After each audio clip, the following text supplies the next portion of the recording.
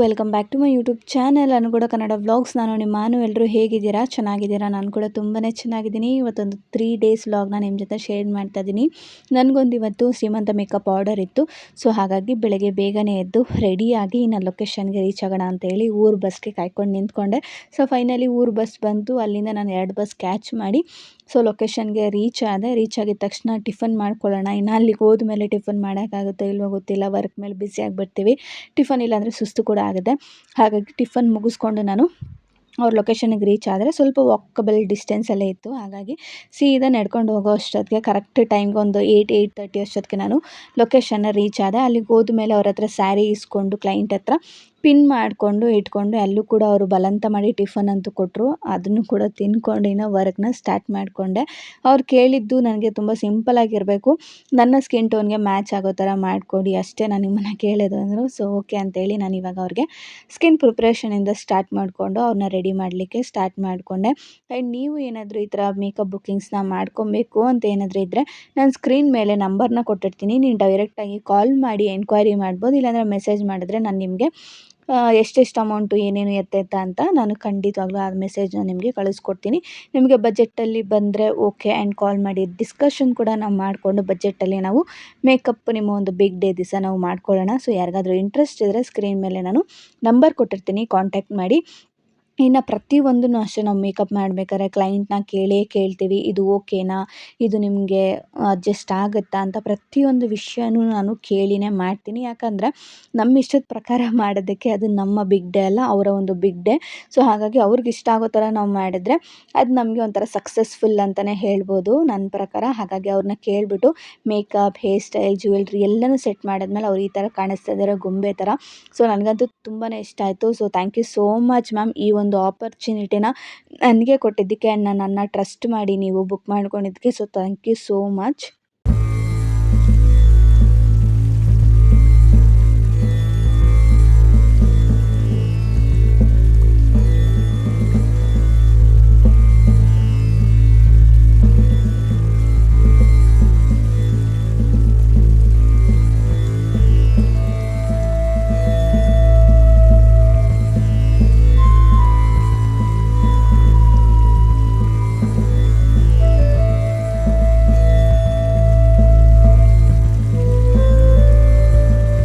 ಇನ್ನು ಅಲ್ಲೇ ವೆಯ್ಟ್ ಮಾಡಿ ಅವ್ರಿಗೆ ಸೆಕೆಂಡ್ ಸ್ಯಾರಿ ಕೂಡ ಇತ್ತು ಚೇಂಜ್ ಮಾಡೋದು. ಹಾಗಾಗಿ ಅವ್ರು ಸೆಕೆಂಡ್ ಸ್ಯಾರಿ ಬಂದಿದ್ದ ತಕ್ಷಣ ನಾನು ಅವ್ರಿಗೆ ಪಿನ್ ಮಾಡಿ ಟಚಪ್ ಮಾಡಿ ಅವ್ರನ್ನೂ ಕೂಡ ಇನ್ನೊಂದು ಸತಿ ಎಲ್ಲ ಓಕೆನಾ ಅಂತ ಕೇಳಿಕೊಂಡು ಇನ್ನು ಅಲ್ಲಿಂದ ನಾನು ಹೊರಟು ಬಂದೆ.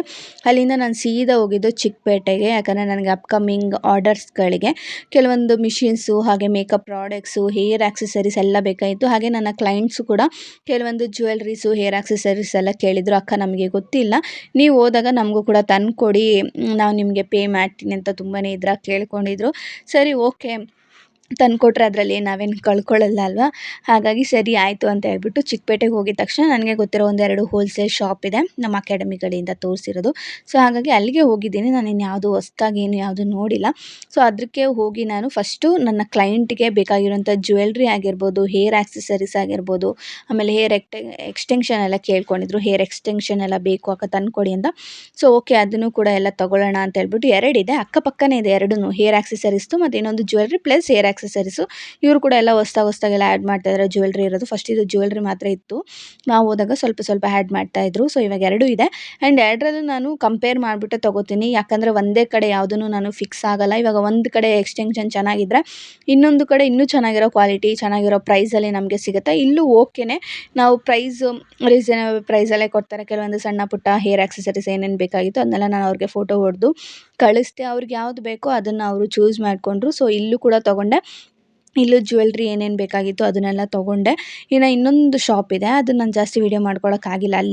ಅಲ್ಲೂ ಕೂಡ ಚೆನ್ನಾಗಿ ಸಿಗುತ್ತೆ ನಿಮಗೆ ಹೇರ್ ಆಕ್ಸೆಸರೀಸ್ ಎಲ್ಲ. ಅಲ್ಲೂ ನಿಮಗೆಲ್ಲ ಹೋಲ್ಸೇಲ್ ಪ್ರೈಸಲ್ಲೇ ಸಿಗುತ್ತೆ ನಿಮಗೆ ತುಂಬ ಬಜೆಟಲ್ಲಿ. ಯಾಕಂದರೆ ನಾವು ಇದೆಲ್ಲ ಯೂಸ್ ಮಾಡೋದು ತುಂಬ ಇದಲ್ವಾ. ಹಾಗಾಗಿ ನಾವು ಹೋಲ್ಸೇಲಲ್ಲಿ ತೊಗೊಂಡ್ರೆ ನಮಗೂ ಕೂಡ ಸ್ವಲ್ಪ ಅಮೌಂಟ್ ಕಮ್ಮಿ ಬೀಳುತ್ತೆ.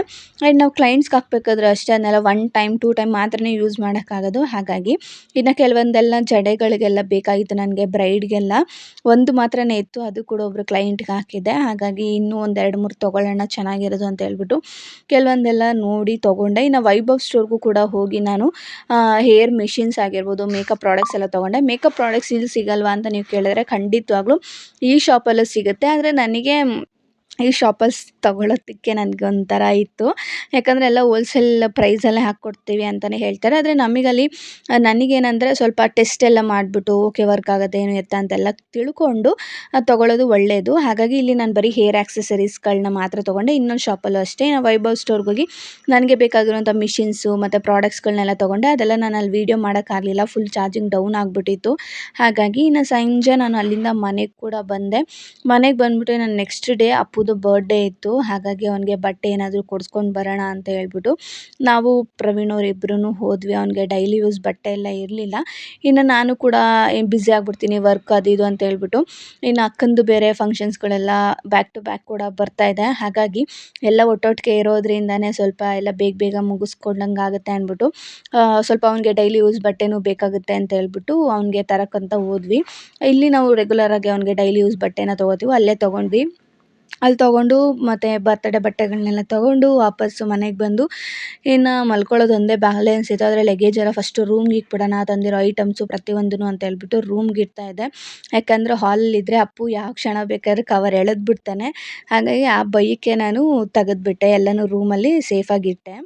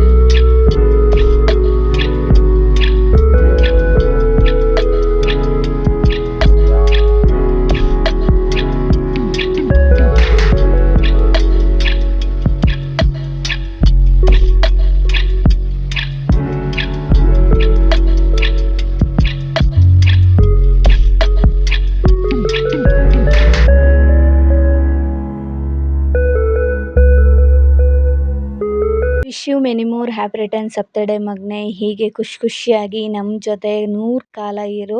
ನೀನು ಅಂದ್ಕೊಂಡಿದ್ದೆಲ್ಲ ನೆರವೇರಲಿ. ಆ ದೇವರು ಆಯುಸ್ಸು ಆರೋಗ್ಯ ಕೊಟ್ಟು ನಿನ್ನ ಕಾಪಾಡಲಿ ಅಂತ ಕೇಳ್ಕೊಳ್ತೀನಿ.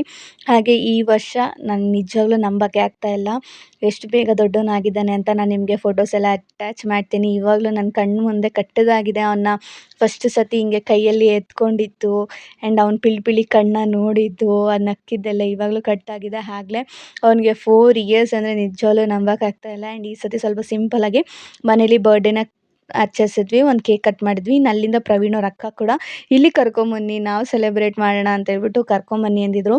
ಹಾಗಾಗಿ ಅಲ್ಲಿಗೆ ಕರ್ಕೊಂಡೋಗಿ ಮನೆಗೆ ಅಲ್ಲೂ ಕೂಡ ಸೆಲೆಬ್ರೇಷನ್ ಎಲ್ಲ ಮುಗಿಸ್ಕೊಂಡು ಊಟ ಗೀಟ ಎಲ್ಲ ಮಾಡಿಕೊಂಡು ಇನ್ನು ನಾವು ಅಕ್ಕಂಗೆ ಮೆಟರ್ನಿಟಿ ಶೂಟ್ಗೆ ಅಂತೇಳಿ ಲೊಕೇಶನನ್ನು ನೋಡಿದ್ದೆ.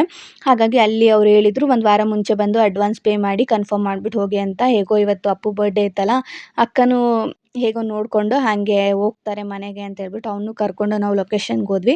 ಹೋಗಿ ಮಾತಾಡಿಕೊಂಡು ಎಲ್ಲ ಅಡ್ವಾನ್ಸ್ ಪೇ ಮಾಡಿ ಥೀಮ್ ಎಲ್ಲ ಸೆಲೆಕ್ಟ್ ಮಾಡಿ ಗೌನೆಲ್ಲ ಸೆಲೆಕ್ಟ್ ಮಾಡಿ ಬಂದ್ವಿ. ನಿಮಗೇನಾದರೂ ಈ ಲೊಕೇಶನ್ ಡೀಟೇಲ್ಸ್ ಬೇಕು ಅಂದರೆ ಹೇಳಿ, ನಾನು ನೆಕ್ಸ್ಟ್ ವೀಡಿಯೋದಲ್ಲಿ ಖಂಡಿತವಾಗ್ಲೂ ಹಾಕ್ತೀನಿ. ಸಿಗ್ತೀನಿ ಮುಂದಿನ ವೀಡಿಯೋದಲ್ಲಿ. ಅಲ್ಲಿವರೆಗೂ take care, bye bye, thank you.